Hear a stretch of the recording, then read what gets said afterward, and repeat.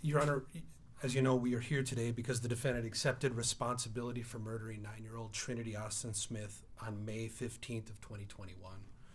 He agreed to a prison sentence of 450 months, and we're here today for the court to impose that sentence, and that part at this point is inevitable.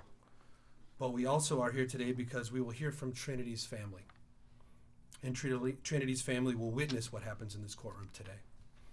After 2 years since the death of their daughter, and after a year of litigation in this case, this is their first opportunity to address you.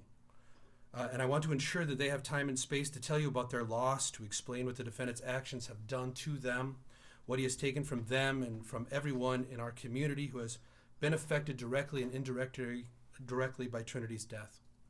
As for me, I do have a brief comment about the case generally, and then I'm going to defer to Trinity's father, Rayshawn Smith, and Trinity's stepmother, Karina Smith.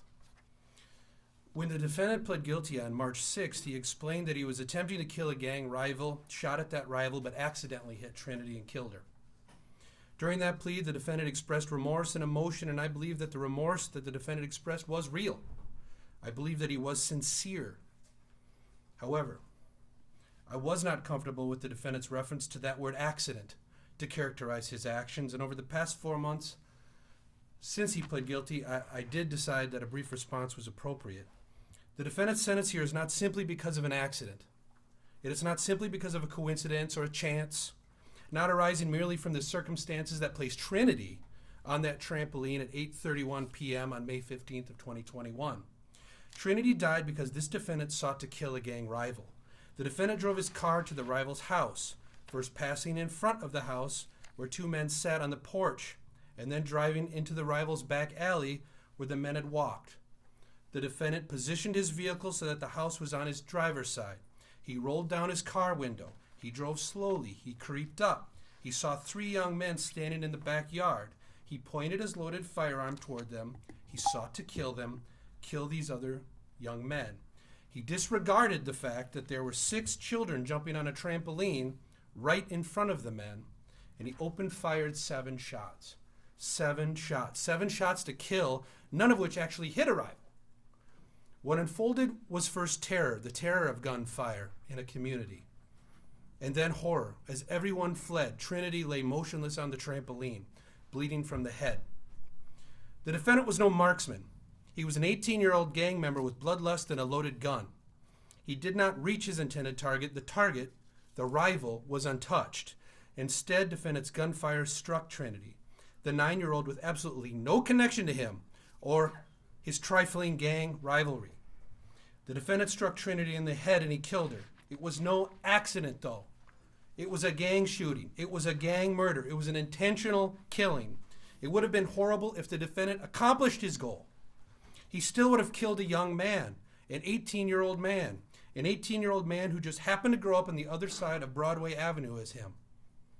It would have been horrible if the defendant killed anyone else there. That man, that man's mother, that man's friends, that man's siblings. Any of the young girls on that trampoline. Any other person who happened to live on the other side of Broadway Avenue as he did. The crime itself would have been the same, intentional murder. Yet within the context of the defendant's actions and his homicidal intent, we still talk about this case in terms of Trinity being in the wrong place at the wrong time. Surely the coincidences that led Trinity to being on that trampoline are known. They would have been part of the trial, and they are as quintessentially innocent as you can imagine, Your Honor. The accident of her presence on that trampoline is worth noting here today. Trinity was invited to a birthday party for another young lady who lived 4 houses down from that trampoline. Her mom dropped her off at a friend's house, at the birthday girl's house, and Trinity had planned to stay overnight, a slumber party. She went into the friend's backyard where the birthday girl's father was planning a barbecue. After Trinity arrived and met with the other kids, they shared ice cream treats and they posed for a photograph. That photograph, for those who have seen it, which would have been part of this trial, will be seared into our minds for the rest of our lives. It was taken at 7:50 p.m., just 40 minutes before the shooting. As the birthday girl's father was preparing dinner, the girls were getting a little restless. They asked to walk to a nearby park, but he told them no. It wasn't safe to go to the park. So the girls proposed an alternative. They had another friend who lived just down the street who had a big trampoline in the backyard. The birthday girl's father knew the house with the trampoline, 2211 Ilion, and he did need some time to wrap up dinner. So he said, yeah, think about it. It was nearby. It was a private residence. There was some adult supervision there. It should have been safe. So the girls from the birthday party walked down the street to the friend's house, and they got there at 8:10 p.m. And they climbed up on that trampoline and started jumping.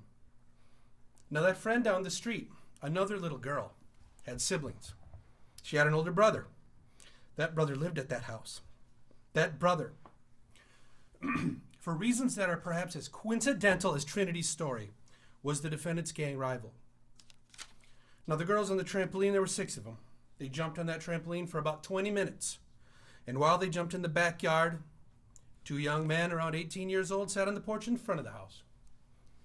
And at one point, 8:30 in fact, the defendant drove his car past the front of the house, and he braked, slowing down right in front of the house. And as you saw in video, conspicuously enough to suggest the defendant locked eyes with the men on the front porch. He then drove off. Those young men entered the house, but they exited again, and now with the third man. And the third man walked around the house and into the backyard. And as they entered the backyard, at 8:31 p.m., that is when the defendant drove into the alley behind the house, and without warning, he unloaded his gunfire, which killed Trinity.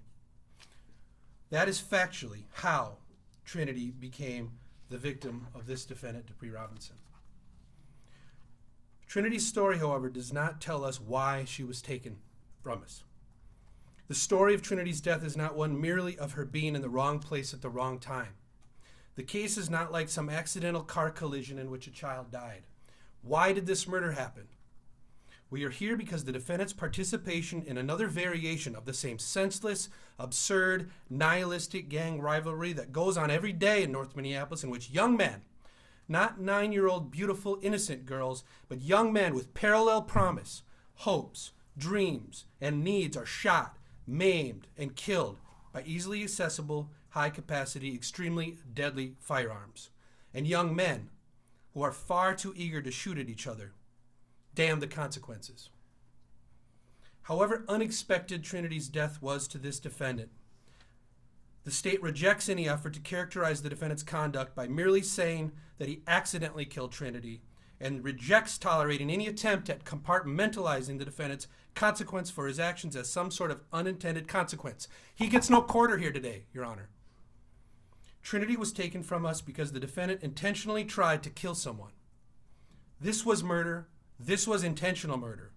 This was, under the defendant's device, scheme, execution, intentional murder of a child. And this sentence, Your Honor, is just.